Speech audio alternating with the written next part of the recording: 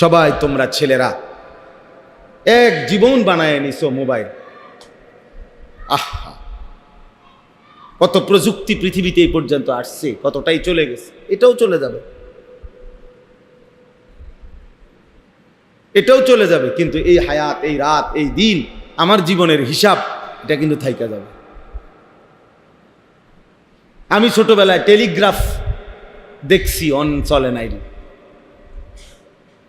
ডাক পিয়নের চিঠি আমরা ছোটবেলায় লিখছি, চিঠি দিছি, পোস্ট কার্ড, ওই যে মানে একটা ছোট্ট খামের মধ্যে টাকা পাঠাইছে, নিচি দিয়া কদ্দুর লেখা দিত চিঠির মতো, এটাও তো আমরা দেখছি। তারপরে ল্যান্ড ফোন, টেলিফোন আমরা দেখছি, তখন অক্ষর ঘুরে ঘুরে ফোন করত টিনটির মাধ্যমে, সেটাও তো দীর্ঘদিন আমরা দেখছি। ফিতাওয়ালা ক্যাসেট, চাচা দেখছেন না ফিতাওয়ালা ক্যাসেট? তো এই ক্যাসেট দেখছি। চ্যাপ্টা সিডি, পাতলা পাতলা জিডি সিডি, এগুলো তো ছিল। হ্যাঁ, সিডি কইতো, এগুলো তো আমরা দেখছি। কই, এগুলোর একটাও তো নাই, এগুলো তো একটাও চলে না। তাহলে আমার এই বয়সে যদি আমি এতগুলো জিনিস দেখে এখন আর নাই, তা আমার বয়স কত? 250, কত 240, তো গীতা। আমার বয়স তো এমন না যে আমার বয়স 250 বছর, 44 বছর। 1981 সালে আমার জন্ম, 44 বছর। তাহলে 44 বছরের ভিতরে যদি এতগুলো প্রযুক্তি পৃথিবী থেকে হারিয়ে যায়, আগামী 44 বছর পরে তোমরাও দেখবা এই সব প্রযুক্তির অনেক কিছু নাই। কিন্তু তোমার রাত তোমার দিন, আমার রাত আমার দিন, এই ভালো এই মন্দ, এই গুনাহ, এই ইবাদত, এটা কোনো দিন এই ডান কাদার বাম কাদের আমল নামা থেকে মুছবে না। এটা নিয়েই আমাকে হাসরের ময়দানে দাঁড়াইতে হবে। অকুল্লা ইনসানিন আলজামনাহু তায়রাহু ফি উনুকি। আল্লাহ তাআলা বলেন, আমি প্রত্যেকটা মানুষের আমল নামা তার ঘাড়ে লটকায় দেব। এই নারী, এই অসভ্যতা, এই অশ্লীলতা, ওই দেখেন, ওই হাইওয়ানকে দেখেন, কারে বলে খবরে না। বললাম এক জিন্দিগি কোনো ভদ্রতা, এই নেশাখোরের মতো এই মোবাইলখোর এই ছেলেগুলো কোনো ভদ্রতা বলতে কিছু নেই। কি মসজিদ না মাদ্রাসা, আল্লাহর ঘর না রসুলের ঘর, কিচ্ছু নাই। হ্যার কত হলে আমার মোবাইল আছে, আমি আছি, পৃথিবীতে আর কিছু থাকবা না থাক, সেটা আমার দেখার বিষয় না।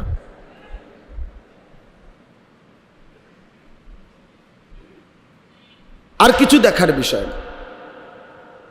আফসুস জিন্দিগি বাবা, আফসুস এই জীবনের উপরে, আফসুস। হতভাগ্য ওই জীবন, যে জীবন তার মালিককে চেনে না। অথচ আল্লাহ তাআলা কোরআনুল কারীমের মধ্যে বলছেন, ওয়ালাকাদ কাররামনা বনি আদম, আমি আল্লাহ বনি আদমকে সবচেয়ে সম্মানিত বানিয়েছি, আমার সর্বশ্রেষ্ঠ মখলুকাত বানিয়েছি, ইনসানকে, মানুষকে।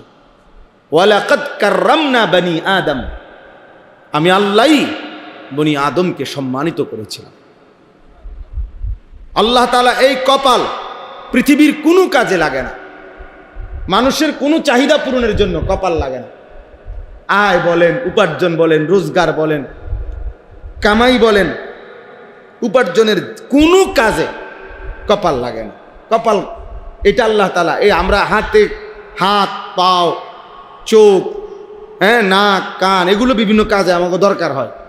কপাল উল্লেখযোগ্য তেমন কোনো কামে লাগে না। তাহলে কপাল এটা আল্লাহ কেন বানাইলেন? আল্লাহ বলছেন, বান্দা, কপাল আমি শুধুই আমাকে সেজদার জন্য বানাইছি। এজন্য সেজদা কাকে বলে? আরবিতে সেজদা বলে কাকে? ওয়াদউল জাবহাতি আলাল আরদ, সমস্ত কিতাবে আছে। জমিনের মধ্যে কপাল রাখা, এটারে কি বলে? সেজদা। আল্লাহ তাআলা বলেন, কপাল আমি শুধু বানাইছিলাম আমার জন্য, সেজদার জন্য। অথচ সেই কপালে যে সেজদা দেয় না, তুই বেটা মানুষ কিসের বেটা? বাকি হাত পাও দিয়ে তো অন্যান্য অঙ্গ প্রত্যঙ্গ দুনিয়া ভোগ করে, বাত মাস, আহার, নিদ্রা, খানা, পেশাব পায়খানা, যৌন চাহিদা পূরণ, এগুলো তো জানোয়ারেরও হয়। একটা কুকুরও তো খায়, ঘুমায়, একটা কুত্তাও তো পেশাব পায়খানা করে, একটা কুত্তারও তো যৌন চাহিদা পূরণ হয়, কুকুরেরও তো বাচ্চা কাচ্চা হয়, কুকুরের ছাও হয় না? তাহলে তো বোঝা গেল কুকুরেরও যৌন চাহিদা কি হয়, নাহলে বাচ্চা হয় কেমনে? এই জন্য আমাদের এটা ভাবা উচিত, জীবনটাকে একটা সামান্য, এই একটা মোবাইল, একটা মোটর সাইকেল, সামান্য একটু চুলের ফ্যাশন, একটা জামা, একটা প্যান্ট, একটা শার্ট, একটা গেঞ্জি, বন্ধু, কয়েকজন বন্ধুদের আড্ডা, আর একটা নারীকে নিয়ে ভাবনা, এক নারীকে নিয়ে সারাক্ষণ কল্পনা, কখনো জেনা, কখনো ব্যভিচার, কখনো ছবি, কখনো নাচ, কখনো গান, কখনো উলঙ্গ দৃশ্য, কখনো সরাসরি কথা বলা, কখনো পিছনে পিছনে ঘুরতে থাকা। আহা, এই এক জিন্দিগি! এই সামান্যটুকু জিন্দিগির জন্য, এতটুকু ফালতু কাজের জন্য মহান আল্লাহ পাক রব্বুল আলামিন আমাদেরকে বানিয়েছে। এটা তো বোঝা উচিত। এমন সুন্দর হায়াত, সুস্থ জীবন যদি কেউ ভাবে নষ্ট করে দেয়, এত বোকা মানুষ না হইয়া গরু ছাগল হইলে ভালো ছিল। গরু ছাগলও তো এত বোকা। আতা কুল্লা শাইইন খালকাহু সুম্মা হাদা। কোরআন শরীফ আল্লাহ বলেন, আমি প্রত্যেক সৃষ্টিকে, আমি আল্লাহ সৃষ্টি করেছি, প্রত্যেককেই তার গন্তব্য চলার জন্য একটি দিক নির্দেশনা আমি আল্লাহ দিয়েছি। প্রত্যেক সৃষ্টিকে তার উপযোগী কিছু দিক নির্দেশনা আল্লাহ তাআলা দিয়েছে।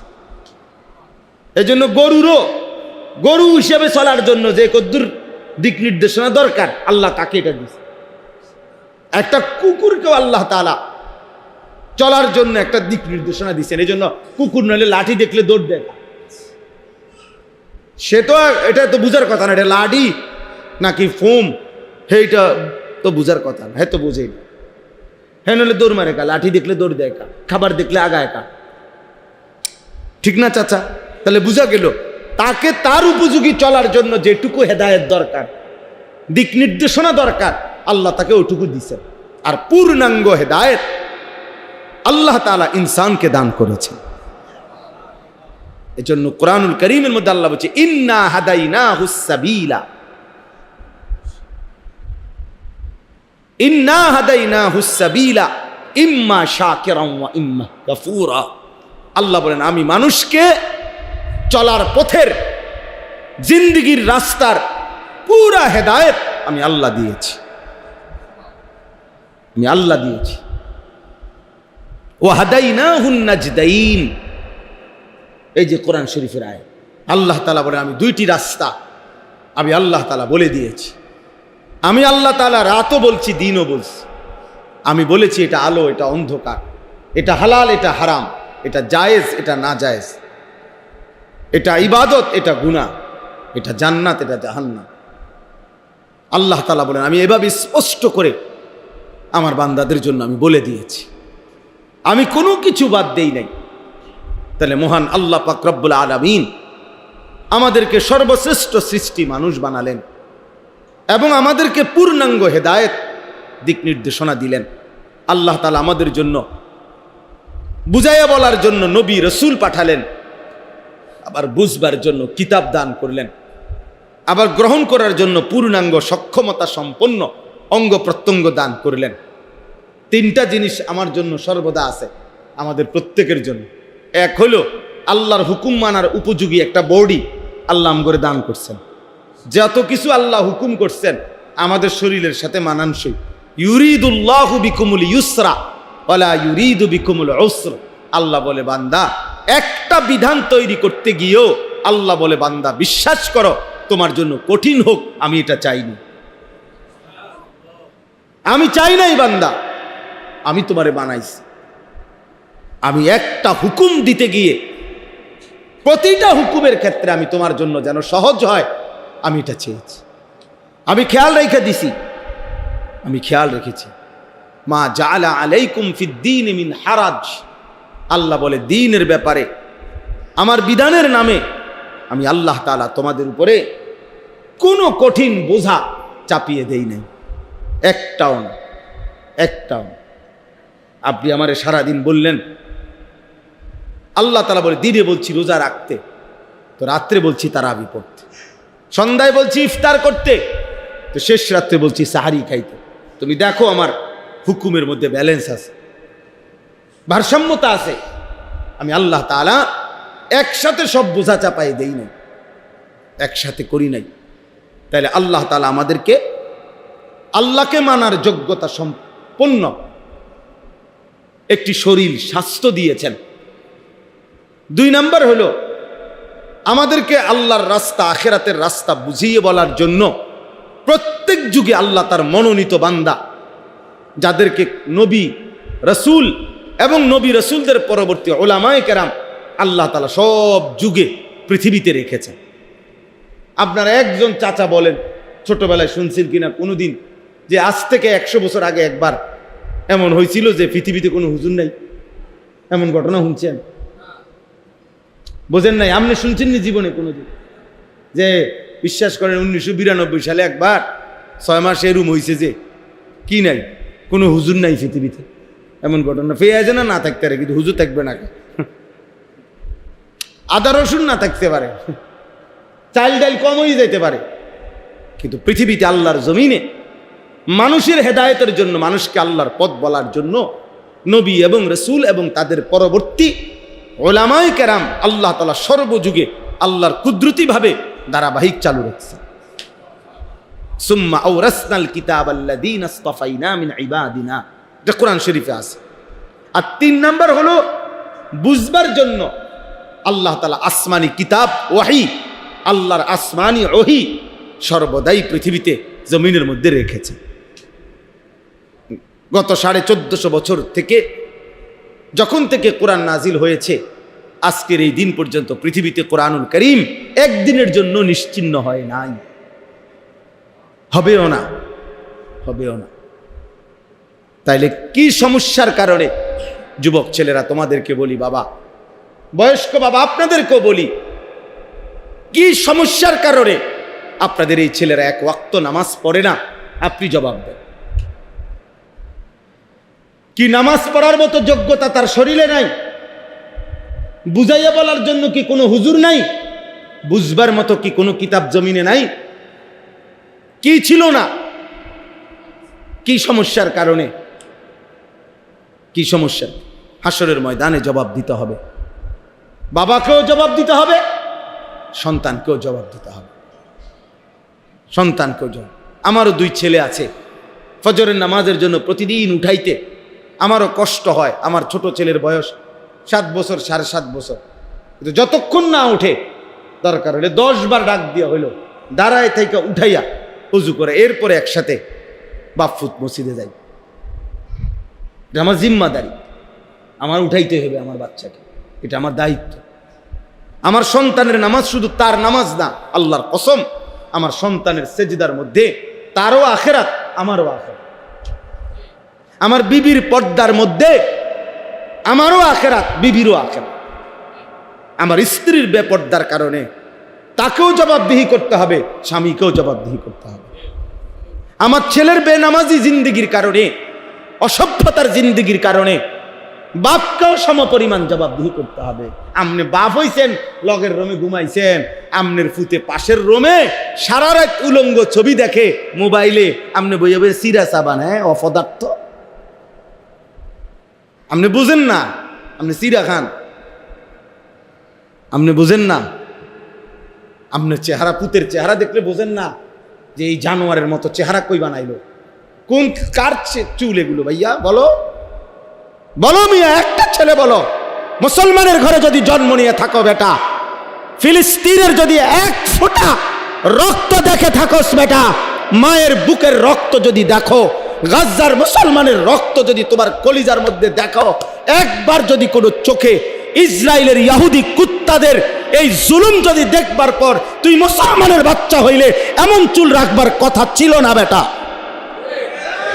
এ তো বেঈমানের চুল, এ তো বেঈমানের চুল বেটা। কেমনে পারলি যুবক, এই যুবক কেমনে পারলি, বেঈমানের মতো কেমনে সাজলি বেটা? যারা আমার মাকে, যারা আমার বোনকে, সন্তানকে বোমার আঘাতে, যাদের ইমানদারের লাশ আকাশে উড়ে ছিন্ন ভিন্ন হয়ে টুকরা টুকরা হয়ে গেছে, এরপরও বসে বসে এই মুহূর্তে পৃথিবীতে মুসলমানের উপরে এত জুলুম চলতেছে, এভাবে মুসলমান রক্তে ভাসতেছে, আর তোমরা এরপরও বসে বসা মোবাইল, নারী, ছবি, উলঙ্গ দৃশ্য দেখো। হায় যুবক, লানত তোর উপরে, লানত, লানত হোক তোর উপরে বেটা, লানত তোর উপরে বেটা। তুই কোন মার ঘরে জন্ম নিলি বেটা? তোর শরীরে এক ফোঁটা রক্ত নাই, এক বিন্দু বিবেক নাই তোর কাছে বেটা? কিভাবে সম্ভব বলেন? কিভাবে এত বিবেকহীন হয় মানুষ? মুসলমানের বাচ্চা এত বিবেকহীন হয়? ছি ছি ছি ছি ছি, আমার কাছে রীতিমতো আশ্চর্য লাগে এটা। তোমরা দেখতেছ কিভাবে মুসলমানকে হত্যা করছে।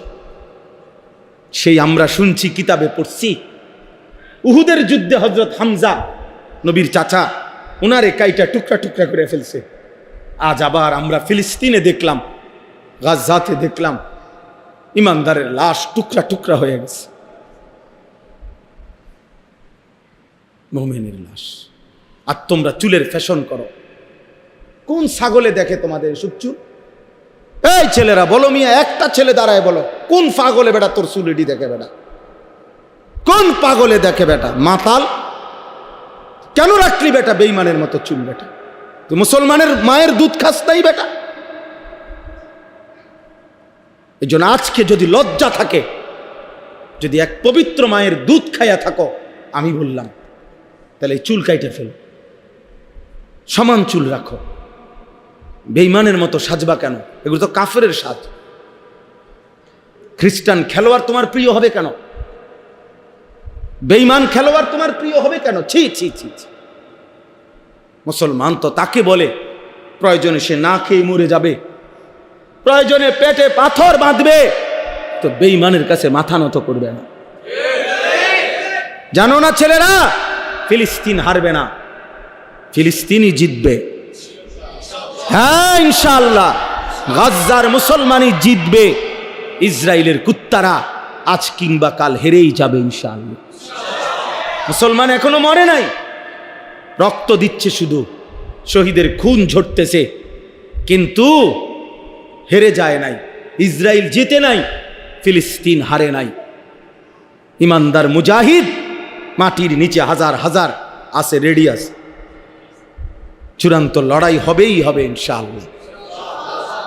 আল্লাহর বিজয়, আল্লাহর সাহায্য আসবেই আসবে ইনশাআল্লাহ, এতে কোনো সন্দেহ নাই। যদি দেখো কোনোদিন, যদি শোনো কোনোদিন যে ফিলিস্তিনের মাটির উপরে আর একজন মুসলমানও জীবিত নাই, তবুও সেদিন মনে রাখো বিজয় মুসলমানেরই হবে। বলে কিভাবে? কিভাবে সেটা আসমানওয়ালা দেখাবে কিভাবে। হ্যাঁ, 5ই আগস্টের জালেম কেমনে ভাগবো, তার 1 ঘন্টা আগেও কেউ কোনো হিসাব বুঝাইতে পারছে না। যখন ভাগছে তখন সবাই বুঝছে এইভাবে ভাগবে, এইভাবে ভাগে। এর আগে কেউ হিসাব মিলাইতে পারছে না। 16 বছরের জুলুমবাজ কেমনে পলাবে, এটার ক্যালকুলেশন কেউ করতে পারছে না। কিন্তু আল্লাহ যখন চেয়েছে ঠিকই পলাইছে। এটাই স্বাভাবিক, এটাই স্বাভাবিক। অতএব ইসলাম হারবে না, মুসলমান হারবে না। হেরে গেছো তুমি, কারণ তুমি নিজের ধর্মকে বিসর্জন দিছ। তুমি তোমার ঈমানকে বিসর্জন দিয়া আল্লাহর নবী সাল্লাল্লাহু আলাইহি সাল্লামের সুন্নাতকে ত্যাগ করে তুমি বেঈমানের সাজে সাজলা। ঈমানদার দুর্বল হয় না কখনোই। দুর্বল হব কেন আমরা? কারণ ঈমানদারের এই রক্ত, শহীদের এই তাজা খুন, কোরআন শরীফে আছে, সূরা ইয়াসিনের মধ্যে একজন ইমানদার তাকে পুরা কওম মারতে মারতে কাফের সম্প্রদায় যখন চূড়ান্ত শহীদ করে ফেলতেছিল, তখন ওই ব্যক্তিটা যিনি একাই ইমানদার ছিলেন, একটি জাতির মধ্যে একজন মানুষ ছিল মুমিন আর পুরা জাতি কাফের, সবাই মিলে যখন ওনারে মারতেছে, মারতে মারতে যখন হত্যা করবে, শহীদ হবে, তখন আল্লাহ পাক রব্বুল আলামিন ফেরেশতাকে বলছে, আমার জান্নাতটা তার সামনে নিয়ে ধরো। কোরআন শরীফে আছে সরাসরি, কিলা দুখুলিল জান্নাহ। ফেরেশতা তখন ওই বান্দার, ওই ইমানদারের চোখের সামনে জান্নাত ধরে বলতেছে, উদখুলিল জান্নাহ, এই বান্দা, এই মুমিন, এক্ষুনি জান্নাতে ঢোকো। উদখুলিল জান্নাহ, কোথায় ঢোকো? জান্নাতে ঢোকো। ক্বালা ইয়া লাইতা কওমি ইয়ালামুন। ওই ইমানদার তখন বলল, হায়, আমার জাতি যদি আমারে বুঝতো, আমার জাতি যদি এই দৃশ্য দেখতো। বিমা গফারা লি রব্বি ওয়া জালানি মিনাল মুকরামিন। তিনি বললেন, হায়, আমার কওম যদি বুঝতো, তাদের এই প্রতিটা আঘাতের বিনিময়ে আমার আল্লাহ আমারে মাফ করে দিয়েছে। ওয়া জালানি মিনাল মুকরামিন, আমারে সম্মানিত বান্দাদের অন্তর্ভুক্ত করে দিয়েছে। হ্যাঁ, ওরা দামি হয়ে গেছে যারা জীবন দিচ্ছে। দুনিয়াবাসী দেখতেছে রক্ত ঝরছে, ফেরেশতারা দেখতেছে জান্নাতে খেলাধুলা করতেছে। এজন্য যুবক ভাই, ছেলেরা, বাবা, মুসলমান হয়ে এতটা নষ্ট হওয়া ঠিক না বাবা। এতটা তুমি আরেকবার মনে করো, তুমি মুসলমান, যার বাবা মুসলমান, তার মা মুসলমান, যার বংশ মুসলমান, সে চরিত্রহীন হবে কেন? চারিদিকে যার মুসলমান, আমার মহল্লার সবাই মুসলমান, আমার এলাকায় মসজিদ আছে, আমার এলাকার মসজিদে আজান হয়, চারিদিকে মাদ্রাসা আছে, ছোট ছোট মাসুম বাচ্চা আল্লাহর কোরআন পড়তেছে, যাদের বংশের সবাই মুসলমান, এত মুসলমানের ভিতর দিয়া ইসলাম থাকার পরিচয়ের পরে সে এক ওয়াক্ত নামাজ না পড়ে এরকম সমাজে বসবাস কেমনে করে বাবা? এটা একজন বাবা মেনে নেয় কেমনে? একজন মা মেনে নেয় কিভাবে? একটি সমাজ কেমনে মেনে নিবে? আপনাদের চাচাদের কাছে আমি বললাম, চা দোকানে বসে বসে মানুষের বদনাম ফালতু না করে, শুধু শুধু ফালতু কথা না বলে আপনাদের মহল্লার এই ছেলেগুলারে কিভাবে নামাজি বানাবেন ফিকির করে। আল্লাহ তাআলা ফিকির করলে কোনো না কোনো কৌশল আল্লাহই আপনার কলিজার মধ্যে ঢেলে দিবেন। আপনি ফিকির করেন, কি করতে পারি আমি?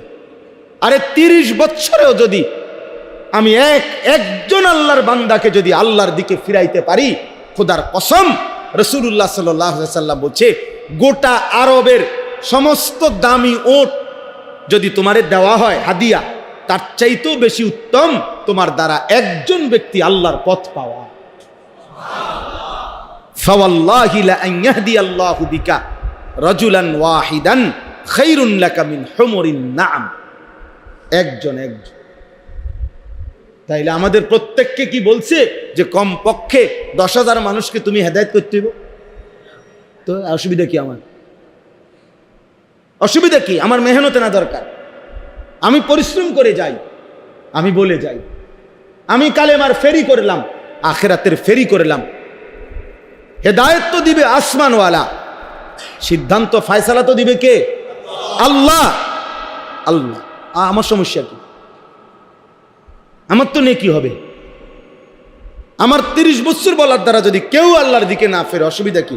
এমন বহু নবী ছিলেন যেই নবীদের পুরা জিন্দিগি কালেমার দাওয়াত দেওয়ার পরেও একজনও, একেবারে স্পষ্ট হাদিসে আছে, এমনও নবী আছেন যাদের হাতে একজনও কালেমা পড়ে নাই। তাহলে উনি ব্যর্থ, নবী ব্যর্থ হয় তো তাহলে আর সমস্যা কি? যেখানে কোনো কোটা নাই যে আমরা কমপক্ষে 10 জনের কি বানাইতে হইব, হেদায়েত করতে হইব, এমন কোনো কোটা আছে কি না? না এনে কোটা তো নাই, এমনও তো কোটা মুক্ত আন্দোলনই হয়েছে, জামেলায় তো বাজ্যে কোটা লইয়া, তাইলে কোটাই তো নাই। কাজে আমরা প্রত্যেকেই আপনারা ফিকির করেন। আমার বাবারা, আমি শেষ করতে চাচ্ছি, আমি শুধু আপনাদের কাছে, ছেলেরা বাবা তোমাদের কাছে একটা ছোট্ট হিসাব বলি।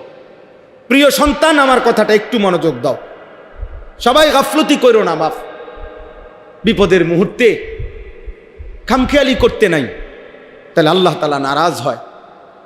আজকে যখন মুসলমান বিপদগ্রস্ত, মুসলমান এইভাবে নির্যাতিত, এরপরও কারো কলিজার মধ্যে যদি একটু ফিকির, অনুভূতি, বিবেক না জাগে, আর জাগবে কখন? আর জাগবে কখন? তো আমি বলতেছিলাম, আজকে 1948 সালে সর্বপ্রথম এই ইসরায়েল ফিলিস্তিনের পাশে অবৈধভাবে নিজেদের রাষ্ট্র ঘোষণা করছে 48 ইংরেজিতে। সেই থেকে নিয়ে এই ফিলিস্তিনের মুসলমানদের উপরে তারা জুলুম করতেছে আজকে 77 বছর। এই মজলুম ফিলিস্তিনি রক্ত দিচ্ছে আজকে 77 বছর। কাশ্মীর ইন্ডিয়ার একটি অংশ, কাশ্মীর, এই কাশ্মীরে সংখ্যাগরিষ্ঠ মুসলমান। 1947 সালে যখন ব্রিটিশ এই উপমহাদেশ থেকে চলে যায়, 47 ইংরেজিতে, ওই সময় কাশ্মীর নিয়ে সিদ্ধান্ত ছিল না, অমীমাংসিত হয়েছিল। ওই যে 47 সাল থেকে ভারতীয় হিন্দু আধিপত্যবাদ এই কাশ্মীরের মুসলমানদের উপরে জুলুম করতেছে। আজকে 78 বছর ধরে কাশ্মীরের মুসলমান রক্ত দিচ্ছে, এখনো আজাদি পায় না। 78 বছর। 1964 ইংরেজিতে সর্বপ্রথম রোহিঙ্গা মুসলমানরা জুলুমের শিকার হয়েছে এই আর্মি সরকার, সামরিক সরকারের হাতে। সেই থেকে আজকে 61 বছর একটানা রোহিঙ্গা মুসলমানরা জীবন দিচ্ছে। তাইলে প্রিয় ভাই আমার, আমরা এটা বলতে চাই, ফিলিস্তিনের 77 বছর ধরে যদি জীবন রক্ত দেয়, কাশ্মীরে যদি 78 বছর ধরে জুলুমের শিকার হয়, 61 বছর যাবৎ যদি রোহিঙ্গা মুসলমানরা নির্যাতিত হয়, তাহলে তুমি আর আমি কোনো দিন নির্যাতিত হব না, এই নিশ্চয়তা আমরা পাইলাম কোথায়? কি বুঝের উপরে, কি নিশ্চয়তার উপরে আমাদের ছেলেরা নামাজ পড়ে না? মানে কি নিশ্চয়তা পাইছে বলেন? আমাদের মেয়েরা যে পর্দা করে না, আমাদের ঘরে ঘরে যে নাচ গান টেলিভিশন চালাচ্ছেন, আল্লাহর নাফরমানি করছেন, কি বিষয়টা কি? আপনাদেরকে কে জানায় গেছে যে 78 বছরও যদি কোনো অঞ্চলে মুসলমান নির্যাতিত হয়, হব, আরো হইতে পারে, তোমরা হইবা না, তোমরা নিশ্চিত থাকো, এরকম? তাহলে কেউ হিসাবে বলে, আজকে তোমরা যারা ছেলেরা 22 বছর 24 বছর বয়স, 24 বছরে এবার কল্পনা করো, 24 বছরের ফিলিস্তিনি শিশুটা বা ছেলেটা, সে তো কোনো দিন নিরাপত্তা পায় নাই, জন্ম থেকেই তো সে পথহারা, জন্ম থেকেই তো তার কোনো গন্তব্য নাই। যার বয়স 77 বছর, বয়স্ক বুড়া মানুষটাও তো আজ হায়াত শেষ, কিন্তু নিরাপত্তার আশ্বাস আর খুঁজে পায় না। তাহলে আল্লাহ তাআলা যদি আমাদের উপর থেকে নিরাপত্তার চাদর তুলে নেয়, তো আমাদের কি হবে? আমাদের কি হবে? আমাদের চারদিকে আমাদেরকে সেফ করার জন্য, আমাদের চারদিকে বর্ডারের, আমাদের কাঁটা তারের চতুর্দিকে তো মুসলিম দেশ, ঠিক না? হ্যাঁ, মাতালারও, বুজ্জা মাতালারও নি না, হুদা মাতালারও। আমাদের কাঁটা তারের চারদিকে মুসলমান, তো কিতা মাতালারও। হ্যাঁ, না, আমাদের কাঁটা তারের ওই পাশের মানুষগুলো কি? তো আমাদের উপরে নিরাপত্তা যদি চলে যায়, আমাদের নিরাপত্তা যদি চলে যায়, অনেক ছেলে আছে, তোমরা তো জানো না বাবা, ওই দেখেন ওরা ওইখানে দুষ্টামি করে, ওই দেখেন এই কোনার ছেলে, আহারে অসভ্য রে, আল্লাহর ঘর মসজিদেও এদের অসভ্যতা থামে না। শয়তান এদেরকে 1 মিনিটের জন্য থামতে দেয় না। অসংখ্য ছেলের জীবন নষ্ট হয়ে গেছে শুধু অসৎ বন্ধুর কারণে। লাখ লাখ ছেলের জীবন চরিত্রহীন হয়ে গেছে শুধু কোন দুষ্ট বন্ধুর কারণে। অসৎ এই বন্ধু তারে একবারের জন্য একটা ভালো কথা ভাবতেও দেয়, ভালো কথা ভাবতেও দেয়। তো বলতেছিলাম, ভারতের সংসদে, ভারতের পার্লামেন্টে, গোটা ভারতে মুসলমানদের যত ওয়াকফ সম্পত্তি আছে, ওয়াকফ সম্পত্তি বোঝেন তো সবাই, মসজিদ মাদ্রাসায় যে জমি ওয়াকফ করে, এই ওয়াকফ সম্পত্তি ভারতের লাখ লাখ একর জমি মুসলমানদের ওয়াকফ সম্পত্তি। এই ওয়াকফ সম্পত্তির নীল নকশা এটা দখল করার ষড়যন্ত্রে একটি ওয়াকফ বিল ভারতের সংসদে পাশ হয়েছে। অর্থাৎ আজ কিংবা কাল শুনবেন ভারতের মুসলমানদের লাখ লাখ সম্পত্তি দখল হয়ে গেছে। আজকে বলবে এখানে এটা মসজিদ, তারা বলবে না এখানে আমাকে অমুক দেবতার কি আছে, মন্দির আছে, ওইখানে আমাকে এটা আছে, ওইখানে এইটা আছে। কথা বুঝছেন? তাইলে শান্তি আমাদের কোথায়? মুসলমানের নিরাপত্তা, আমাদের ঈমান, আমাদের আমল, আমাদের আল্লাহর সাথে সম্পর্ক, এইটা ছাড়া খোদার কসম মানুষের মাধ্যমে আমাদের কোনো সমাধান হবে না। এই যে 77 বছর না, আরো যদি 700 বছরও শেষ হয়, ফিলিস্তিনের সমস্যা ওই গোল টেবিল বৈঠক এদের এই আলোচনা দিয়ে শেষ হবে না।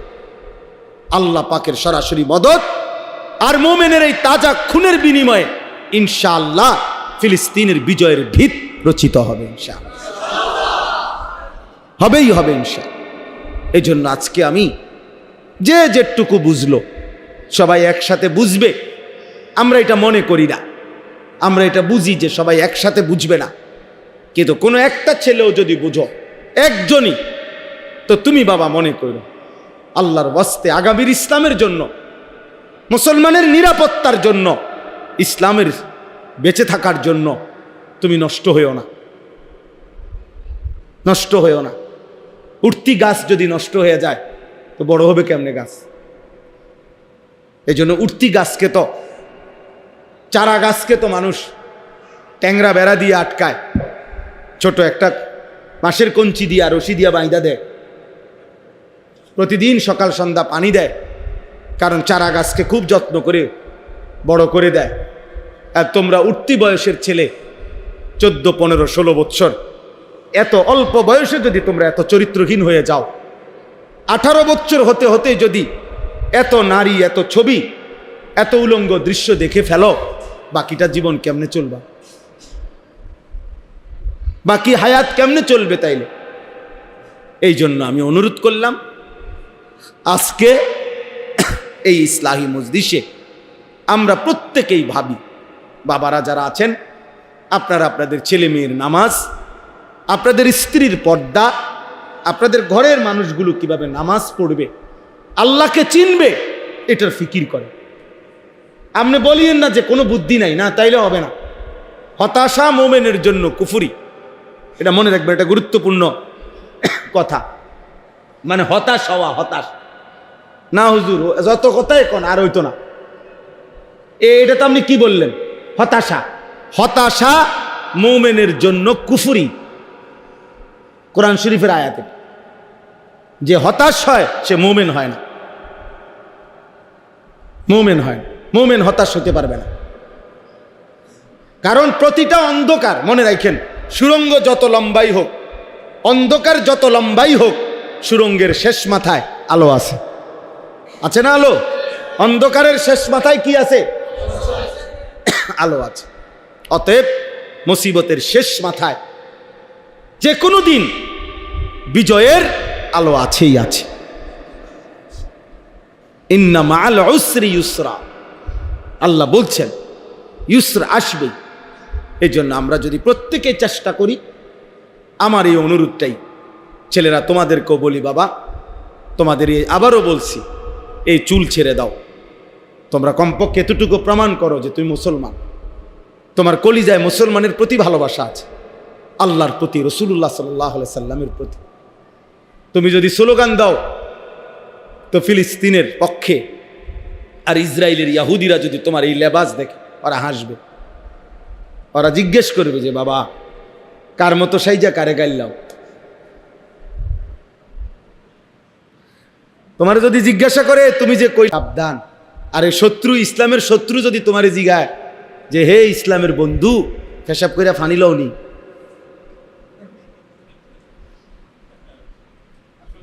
কথা বলে, যদি বলে হে ইসলামের বন্ধু 5 ওয়াক্ত নামাজ পড়ো, ফজরের নামাজ পড়ছো, তো তুমি বন্ধু কি বলবা? শত্রু তখন বলবে একটা সেজদাও যার কপালে নাই, সেই ইসলামের বন্ধু হলো কেমনে, আর আমি বা শত্রু হইলাম কেমনে? এই জন্য ভাইয়া ঈমান চাই, তাকওয়া চাই, সেজদা চাই, আল্লাহর গোলামি চাই। আল্লাহ তাআলা আমাদের সবাইকে তৌফিক দেন, কবুল করেন। আজকের এই মজলিসকে আল্লাহ তাআলা ভরপুর বরকত দান করেন। এখন তোমরা যারা আসছো মসজিদের ভিতরে, আমার একটা অনুরোধ, আজকের এশার নামাজ পড়েই শুরু করো জিন্দেগির পরিবর্তন, বরকত হবে। মজলুমের রক্তে তোমার দিল যদি না কাঁদে, তাহলে মনে রাখো তোমার দিল মরে গেছে, তুমি ঈমান মরে গেছে তোমার। এই মরা ঈমান দিয়া তুমি আগাইতে পারতাম। আল্লাহ আমাদের সন্তানদেরকে, বাবাদেরকে, পর্দার আড়ালের মা বোনদেরকে, সকলকে ঈমান আমলের জিন্দেগি দান করেন, আমিন। এত মহব্বত উম্মতের প্রতি যাদের ছিল, সেই নবীরাও প্রত্যেকেই আলাদাভাবে নিজের ফিকির করছে। এই কথাটাই শুধু বলতে চাই। কোনো নবী এমন নাই যে দিবানিশি সারা দিন রাত, সারা জিন্দিগি শুধু উম্মতের ফিকির করতে করতে নিজের নামাজ, নিজের বন্দিগি, নিজের আখেরাত, নিজের আলাদা ইবাদত আমল এটা ভুলেই গেছেন, সময়ই পান নাই, সময়ই পান না। এটা এরকম নাই, এমন কেউই নাই। বরং প্রত্যেক আম্বিয়ায়ে কেরাম নিজের জন্য আলাদা ফিকির করছে, নিজের আখেরাত, নিজের পরকাল। এজন্য সব নবীদের দোয়া, বিভিন্ন নবীদের দোয়া কোরআন শরীফে আছে। সেই দোয়াগুলোর মধ্যে এক বচনের শব্দ ব্যবহার হয়েছে এমন অনেক দোয়া আছে, অর্থাৎ নবী নিজের জন্য বলছে, তাওয়াফানি মুসলিমান ওয়া আলহিকনি বিসসালিহিন। এই যে দোয়া, ইউসুফ আলাইহিস সালামের দোয়া, আল্লাহ আপনি আমাকে আপনার আনুগত্যশীল বান্দা মুসলিম হিসাবে মৃত্যু দিয়েন, আমারে আপনার প্রিয় বান্দাদের অন্তর্ভুক্ত করে দিয়েন। তাহলে এই যে আমাকে মানে নিজের ব্যাপারে বলছে। নূহ আলাইহিস সালাম বলছেন যখন তুফান আসবে তখন তিনি দোয়া করছেন, রব্বিগফিরলি ওয়ালিওয়ালিদাইয়া ওয়ালিমান দাখালা বাইতিয়া মুমিনান ওয়ালিল মুমিনিনা ওয়াল মুমিনাত।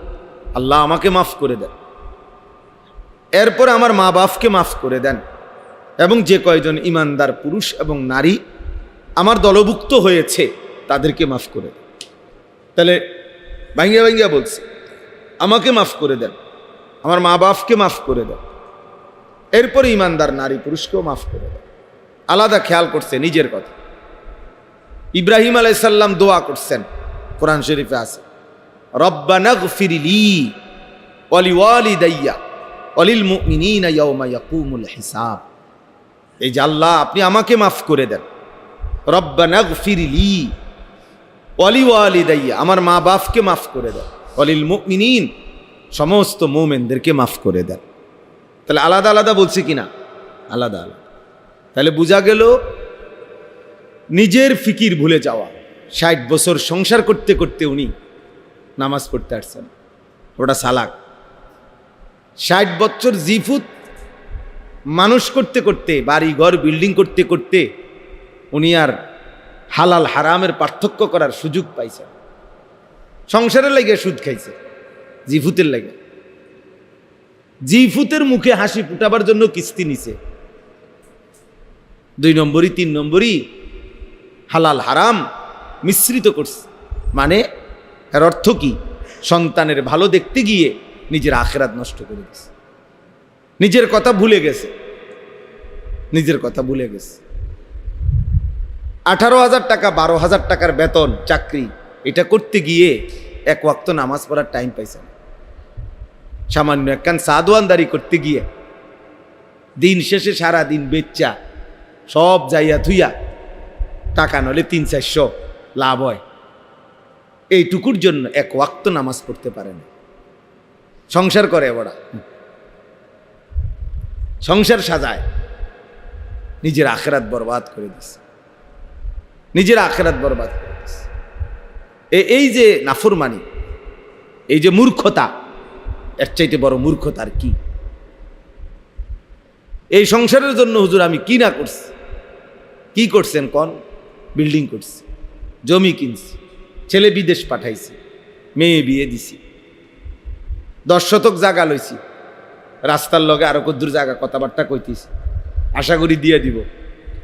বাহ, এই 60 বছরে উনি নিজের জিন্দিগি বুঝাইতেছে।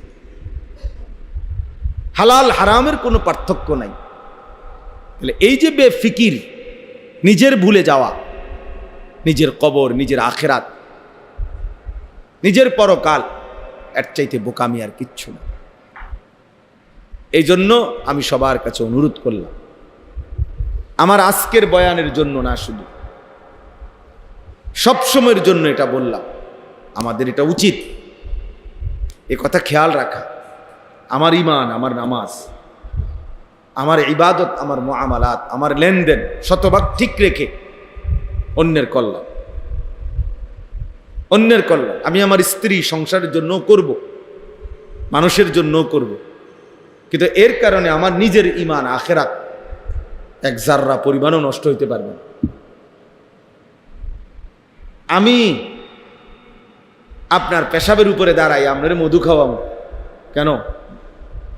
মানে আমি হারামের উপরে কামাই করে বিবি বাচ্চার মুখে হাসি ফুটাইতে হবে, তাদের আবদার পূর্ণ করতে হবে, এটা তো আমার কেউ বলে নাই, আল্লাহও বলে নাই, রাসূলুল্লাহ সাল্লাল্লাহু আলাইহি সাল্লামও বলে নাই।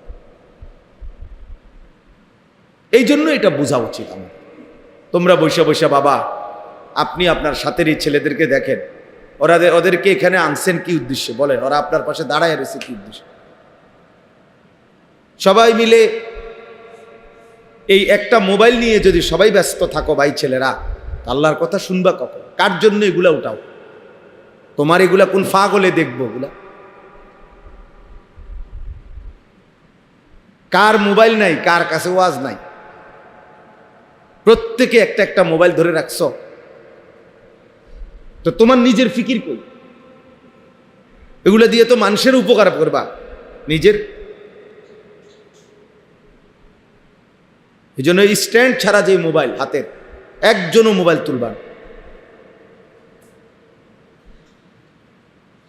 পছন্দ না হলে মসজিদ থেকে চলে যাও, কোনো অসুবিধা নাই বেটা, কিন্তু ফালতু গাফেল অমনোযোগী এমন ফালতুকে 1000 বছরও বলে কোনো লাভ নেই। গাফেল আল্লাহর দুশ্মন, কোরআনের কথা। গাফেল জাহান্নামী,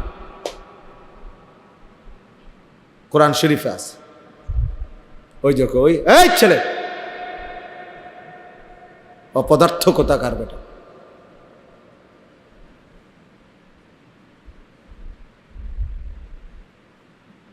মূর্খ মানুষ। আজকে আমরা মা বাপ এক সন্তানের আহ্লাদের সামনে তারে শেষ করে দিচ্ছে। একটা বাচ্চা হয়তো আবদার করছে, বাচ্চার আহ্লাদের সামনে তার আখিরাত, তার জিন্দিগি নষ্ট করে দিচ্ছে। 7 বছরের বাচ্চা, 8 বছরের বাচ্চা, 10 বছরের বাচ্চার হাতে মোবাইল তুলে দিচ্ছে, বড় মোবাইল, সারা দিন তার হাতে মোবাইল। ওই মা বাবার মতো জালেম আর কেউ হইতে পারে, ওই অভিভাবকের মতো ফালতু লোক আর কেউ হইতে পারে। ওরা স্পষ্ট জালেম, ওরা নিজের হাতে ওদের সন্তানকে ধ্বংসকারী। ওরা নিজের হাতে ওদের ফ্যামিলি বরবাদ করে দিছে, চরিত্রহীন বানায় দিছে, আখলাক নষ্ট হয়ে গেছে। গুনাহ এই পরিমাণ করে যার কারণে ইমানের আলো জ্বলে না আর দিলে, ফলে মুসলমানের বাচ্চা এক ওয়াক্ত নামাজ মুসলমানের সমাজে থাকে, চারিদিকে মসজিদ, সব মসজিদ থেকে আজান হয়, কিন্তু এমন জানোয়ারের এক ওয়াক্ত নামাজ পড়তে মন চায় না। কত বড় নিকৃষ্ট হাইওয়ান! কলিজাটা কি পরিমাণ মরে যায়, কলিজাটা কি পরিমাণ মরে গেছে ভেবে দেখ। বাবার চোখেও কোনো ফিকির নাই, বাবা তো দেখে যে আমার ছেলে এক ওয়াক্ত নামাজ পড়ে। কোন বাবা না জানে, কোন মা বোঝে না? সবাই বোঝে, সবাই বুঝে, কিন্তু মা বাবার কলিজার মধ্যেও দুনিয়া, সন্তানের কলিজার মধ্যেও দুনিয়া। মা বাবার কথা হলো নামাজ পড়লে না পড়লে পড়ুক, না পড়ুক, টাকা পয়সা কামাই করে কিনা এটা হলো দেখার বিষয়। দেশে হোক বিদেশ যাইয়া হোক, পয়সা রোজগার করে খালাস, আর কোনো টেনশন নেই, ফুলা লাইনে আছে। আর যদি টাকা পয়সা ঠিক মতো না দেয়, আহা ফোলাগা বেলাইনে কিছে হুজুর কতখানি দিয়ে চাইছি, কোনো হানে থাকে না, চাকরি করে না, পয়সা নাই। এই জন্য নাই তো এতটা ছোট বাচ্চার হাতে মোবাইল ওঠার কথা না। যদি গাফেল মা বাপ না হতো,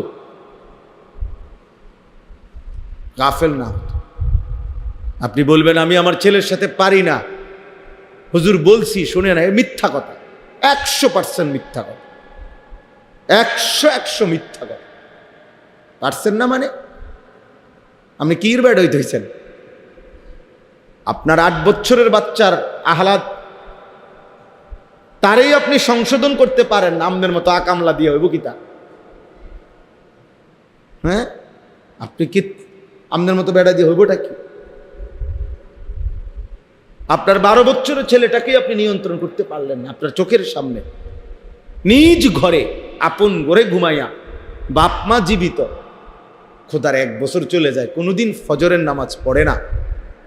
মুসলমানের ঘরে এত বড় জানোয়ার কেমনে ঘুমায়?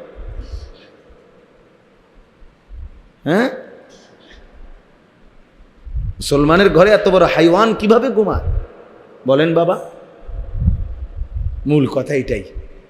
আপনি মা বাবার কলজার ভিতরে দেখেন খুললা, ওদের কাছে আখেরাত দরকার নেই। আখেরাত দরকার হইলে ওরা চিল্লাইতো, ওরা গড়াগড়ি দিয়া কাঁদতো, ওরা আহাজারি করতো, আহা আমার ছেলে তো নামাজ পড়ে না, তা আমার ছেলের জীবন ভবিষ্যৎ কি, আমার ভবিষ্যৎ কি? ভবিষ্যৎ তো বাপ বুড়া কাল রে কয় না, ভবিষ্যৎ কয় আখেরাতকে। দুনিয়া পুরাটাই বর্তমান। আপনি বইয়ের ভাষার ভবিষ্যৎ অতীতকাল, এটা আরেক কথা।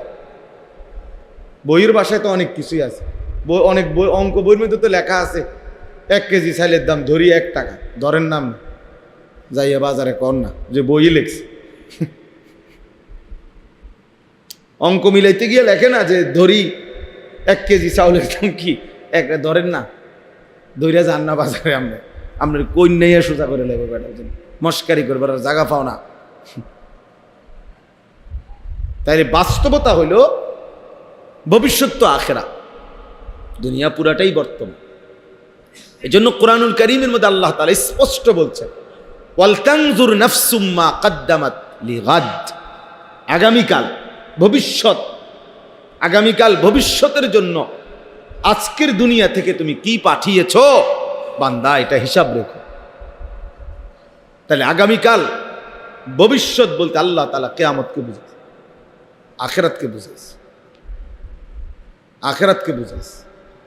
আমাদের অসংখ্য মা বাপ সন্তানকে দিন শিখায় না, কেন? ভবিষ্যতে কষ্ট পাইব। কারণ হুজুর হইলে হে কামাই করবার কত, সংসার চলব কেমনে, বউ বাচ্চা চালাইব কেমনে, ভবিষ্যতে কষ্ট পাবে। এই ভবিষ্যৎ বলতে উনি কি বুঝাইছে? আখেরাত? জি না, জি না।